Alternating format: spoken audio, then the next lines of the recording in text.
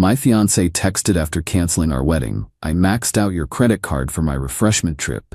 You said you love me. I replied, enjoy. Then I reported the card stolen, disputed the charges as fraudulent since we'd been arguing for a week, and sent her the police report number. Her trip ended at the airport. I, 32 male, am still trying to process the absolute train wreck of the last month. My wedding, which was supposed to be in 3 weeks, is off. My now ex-fiancée, Rachel, 30, called it quits. And how did I find out she was really handling the breakup? A text message. Rachel and I had been together for 5 years, engaged for the last one. Wedding planning was, well, it was wedding planning. Stressful, expensive, the usual. We'd been bickering more than usual for the past couple of weeks, mostly about stupid stuff. Vendor choices, guest list drama from her side of the family, the mounting costs. I figured it was just pre-wedding jitters. Apparently I figured wrong. Last Tuesday, she drops the bomb. I can't do this, Tyler. I need space. I'm calling off the wedding. Just like that. No real discussion, no let's try to work through this. Just done. I was gutted, obviously. Confused, angry, hurt, the whole damn cocktail. I tried to talk to her, to understand, but she was a brick wall.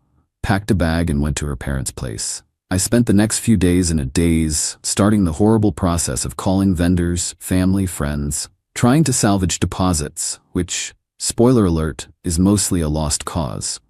I was already looking at a significant financial hit. My main credit card, the one with the highest limit that we'd earmarked for a couple of the final big wedding payments that thankfully hadn't been made yet, was in my wallet. I use it for most things. She was an authorized user on it, had her own card with her name. We'd agreed it was for emergencies or agreed upon big purchases. Fast forward to this morning. I get a text from Rachel. I'm expecting, I don't know, maybe an apology? An explanation? Details on how we're gonna untangle our lives? Nope. Hey, just landed.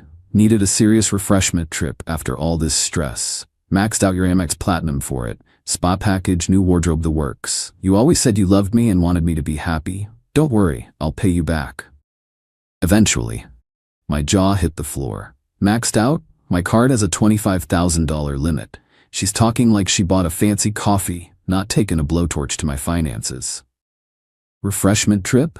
After she blew up our lives? The sheer audacity.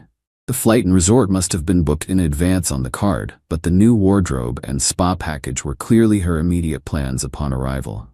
For a minute, I just stared at the text. The "you said you love me" part really got me, like that's a blank check for grand larceny. The old me, the one from a week ago, might have raged or pleaded or God knows what, but something in me just snapped, or rather went very, very cold. I replied, enjoy. Then I picked up my phone and called American Express. Hi, I need to report my credit card stolen and dispute a series of fraudulent charges. Okay, sir, can you tell me the card number and when you last had it? I have my card. My ex-fiancée, who was an authorized user, has taken her card after unilaterally ending our engagement and has informed me via text message that she has maxed it out on a non-emergency, unauthorized personal trip. We had been arguing for a week prior to her ending the relationship, and there was no agreement for these purchases. This is entirely fraudulent.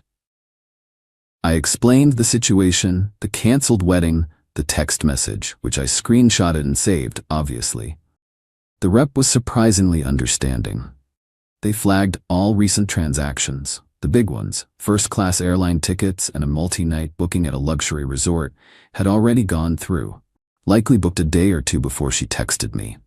But they noted the new wave of charges that were clearly part of the refreshment trip spree she just embarked on. Total damage was already climbing towards $22,800. They canceled her card immediately and started the fraud investigation. I changed all my online passwords, banking pins, the works. Then I forwarded Rachel the email confirmation from Amex with the fraud case number and the police report number I filed online for the unauthorized use. My text, FYI, have a great trip, or what's left of it. I haven't heard back yet. Part of me is waiting for the explosion. Part of me is weirdly calm. I've been a doormat in the past, not this time. This isn't about the money. Okay, it's a lot about the money. I'm not a millionaire. It's about the colossal, insulting, entitled betrayal. So Reddit, aita for going nuclear? Or was this justified? Update 1. The meltdown, the parents, and the audacity posted approx of 3 weeks ago. Holy crap. You guys, the comments on my original post were a wild ride. Mostly supportive, which NGL helped a lot. A few calling me petty. But I think they missed the part where she basically stole nearly $23,000. So, the explosion I was waiting for? It came. And it was spectacular. It took a little longer than I thought. Rachel must have had a grand old time with her initial shopping spree on day 1, the new wardrobe she bragged about. The card would have worked for those boutique purchases right after she landed and before Amex processed my fraud report and canceled her card. The first sign of trouble for her probably came on day 2. I imagine her swanning into the resort spa for her pre-booked spa package only to have the card declined. That's when my phone started blowing up with texts. WTF, Tyler? They declined the card at the hotel spa. This is so embarrassing. What did you do? This is a huge misunderstanding. Call me now. You can't do this to me. I'll be stranded. The hotel is asking for a new card for the rest of the stay.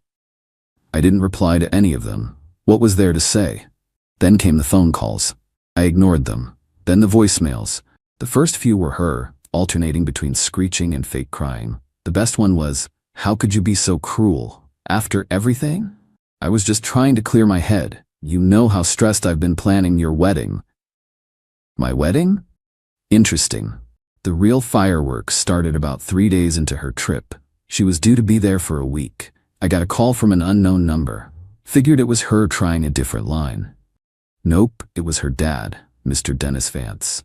By this point, Rachel had probably realized the full extent of her predicament.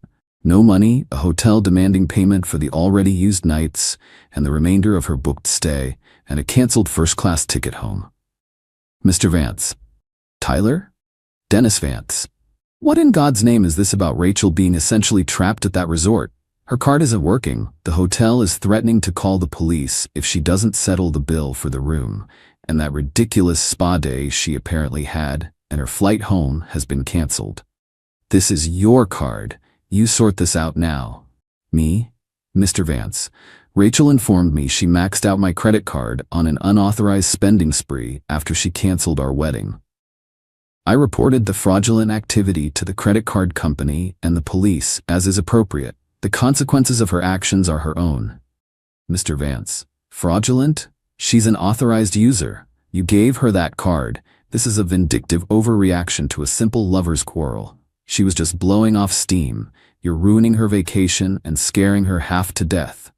Me. Being an authorized user doesn't grant permission for theft, especially when she explicitly stated her intent to max it out for a personal trip after breaking off our engagement and during a period of significant disagreement. The text message makes her intent pretty clear. I have it documented.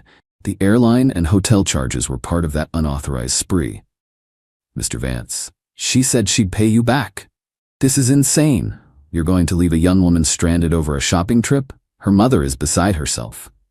He went on for a bit, yelling about how I was being unforgiving, how Rachel was sensitive and made a mistake. Not once did he suggest Rachel was actually wrong for, stealing. It was all about how I was wrong for reacting. The entitlement runs deep in that family, apparently.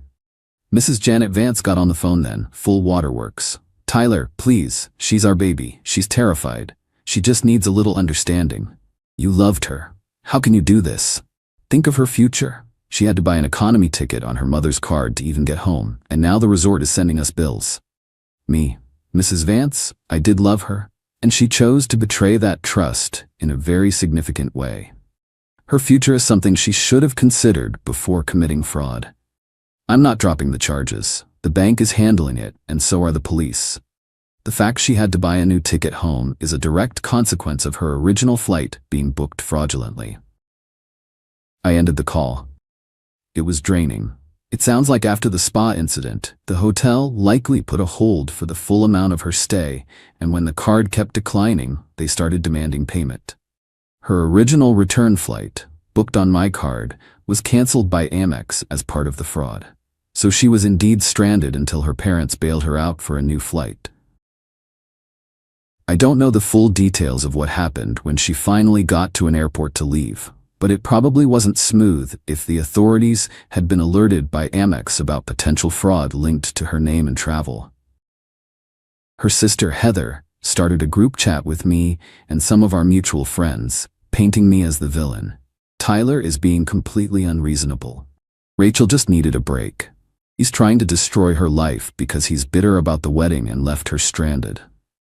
A few friends chimed in with, "Wow, Tyler, that's harsh." But thankfully, a couple of my close friends who know the full story and have seen the text defended me. The group chat was quickly muted. I've spent the last few days talking to an Amex fraud investigator. Super helpful, actually. They've got all the texts, the timeline of our arguments, which I had in my own messages, proving this wasn't some happy-go-lucky spree we'd agreed on. They seem to be taking it very seriously. Emotionally, I'm a wreck. But a focused wreck. The anger is still there, but it's mostly turned into this cold resolve. Every time her family tries to guilt me, it just hardens. This isn't about a lover's quarrel anymore. This is about a significant financial crime and a breathtaking lack of accountability. Update 2. Okay, things have escalated, and the sheer, unadulterated gall of Rachel and her family continues to astound me. So, after the trip from hell, as her mother dramatically called it to one of my aunts, Rachel was back home, presumably licking her wounds. I got a formal-looking letter a few days ago from a lawyer. Apparently, Rachel is now accusing me of maliciously reporting a validly authorized user, causing her emotional distress, reputational damage, and financial hardship due to her disrupted travel. They are demanding I retract my statement to Amex and the police, issue a public apology, and pay her $10,000 for her trauma and spoiled trip. I laughed. I actually laughed out loud. Then I called my own lawyer. Thankfully, my company has a legal plan and I got a decent consultation. My lawyer, Catherine, read their letter, looked at my evidence, Rachel's text, my call logs to Amex, the police report, screenshots of our arguments from the week before, and she just smiled. A very sharp, pointy smile. Catherine basically said their claim is tissue paper in a hurricane. The key things. Authorized user versus fraud. Being an authorized user isn't a carte blanche for unlimited, unapproved spending, especially after a relationship termination and with explicit intent to max out for personal, non-emergency use. Her text is the smoking gun. Arguing for a week. This detail, which I mentioned to Amex and have proof of, demonstrates the relationship was already fractured. Her spending wasn't within the context of a normal, functioning relationship where such spending might, generously, be misconstrued. My enjoy text. Their lawyer tried to spin this as me giving permission. Catherine said that's a massive reach. It can easily be argued as sarcastic, especially given the immediate follow-up actions of reporting the fraud. Context is everything. The malicious claim, reporting a suspected crime with evidence to the relevant authorities, is not malicious. It's what you're supposed to do. Catherine drafted a response that was a masterpiece of polite, legal, get stuffed. It reiterated the facts, pointed to Rachel's own admission of intent, and firmly stated that not only would I not be retracting anything or paying her a dime, but Amex was also pursuing the matter of the fraudulent charges vigorously. We also included a little note that any further attempts to harass or intimidate me would be documented and could result in further legal action from my side. The Vances have been on a smear campaign with anyone who will listen. Apparently, I'm a controlling, vindictive monster who lured poor, innocent Rachel into a trap. Mrs. Janet Vance even called my mother. My mom, bless her, is a sweet lady but has a spine of steel when her kids are messed with. She apparently told Mrs. Vance that if Rachel was innocent, she should let the legal process prove it, and that perhaps Mrs. Vance should focus on teaching her daughter about financial responsibility and not committing felonies. Mic drop from Mom. Rachel herself has been silent since her lawyer's letter, probably on their advice. But her social media, friends have sent screenshots, I blocked her everywhere, is full of vague posts about surviving betrayal and toxic relationships, and how the truth will come out. Girl, the truth is out. It came out in a text message you sent. The financial side. Amex has provisionally credited most of the charges back to me while they complete their investigation. They seem pretty confident. The stress is still there, though. It's not just the money, it's the sheer nastiness of it all. I found some of the items she bought on her day one shopping spree listed on a popular resale site. Designer bags, shoes, electronics, still with tags on. So much for refreshment, more like asset acquisition. I passed that info to Amex too. They were interested. There was a brief moment last week, late at night, where I felt a pang of something. Maybe sadness for what I thought we had. But then I remembered that text, that entitled smirk I could feel through the phone, and it just solidified my resolve. This isn't about revenge anymore. It's about consequences. She made her choices. Now she gets to live with them. I'm documenting everything. Every call, every text, every social media post I get wind of. Catherine says it's good practice. Final update. It's been a few months, and I figured I owed you all a final update. The dust has mostly settled, though there are still a few lingering particles of crazy. Let's get the big news out of the way. Rachel was officially charged with felony grand larceny and credit card fraud. Her lawyer's bluster about suing me vanished pretty quickly after my lawyer's response, and more importantly, when the DA's office picked up the case based on Amex's investigation and the police report.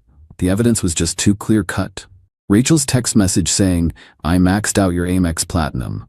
You always said you loved me," was, according to a friend in law enforcement, the nail in her coffin. It showed intent and a clear admission. She ended up taking a plea deal. Avoided jail time, which initially pissed me off, NGL. But the deal includes full restitution. She, or more likely, her parents, has to pay back the entire $22,800 to American Express. Amex had already made me whole, so this is between them now. 5 years probation, with all the lovely conditions that entails. Regular check-ins, travel restrictions, can't get into any more trouble. Mandatory financial counseling and an ethics course. The irony is delicious. A felony conviction on her record. This is the big one. That's gonna follow her around for a long, long time. Job applications, apartment rentals, travel to some countries, all impacted. The Vances are predictably blaming me for ruining Rachel's life. Mr. Dennis Vance apparently had a meltdown in the courtroom when the plea was accepted, yelling about how it was just a misunderstanding, and I was a vindictive bastard. Classy.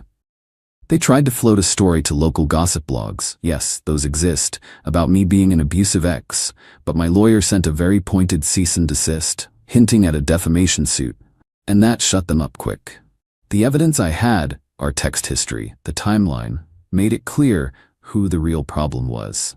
Heather, Rachel's sister, still occasionally tries to stir drama on social media with vague posts, but most of our mutual acquaintances have seen Rachel for who she is and have distanced themselves. A few of Rachel's diehard friends still think she's a persecuted saint, but honestly, who cares what they think? Their judgment is clearly questionable. As for me, the wedding funds I managed to salvage, plus what I would have spent, went into a down payment on a small condo. Just for me. It felt good to sign those papers, to build something for myself after all this. I've been focusing on work, hitting the gym, reconnecting with friends who had my back. There are still moments when the sheer audacity of it all hits me. The entitlement. The belief that "you love me" translates to "I can steal tens of thousands of dollars from you." It's a level of narcissism I still can't fully comprehend. I do feel a small, bitter satisfaction knowing she's facing real, tangible consequences.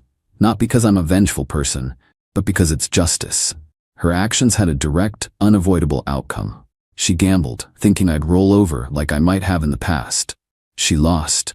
I've had a couple of therapy sessions to unpack the whole thing. It helped. Realizing that her actions were about her issues, her entitlement, her lack of character, not about my worth or any failing on my part, was freeing. So yeah, that's the end of the saga. No dramatic courtroom confession from her, no tearful apologies. She apparently maintained a sulky, defiant attitude throughout, according to reports. Just the slow, grinding gears of the justice system, delivering a very expensive and life-altering lesson. Thanks for listening, Reddit. It helped to vent and get some outside perspective when I was in the thick of it. Time to finally close this chapter and move on. Maybe I'll even try dating again in a few years. And you can bet I'll be checking credit scores and character references. Peace out. Tyler.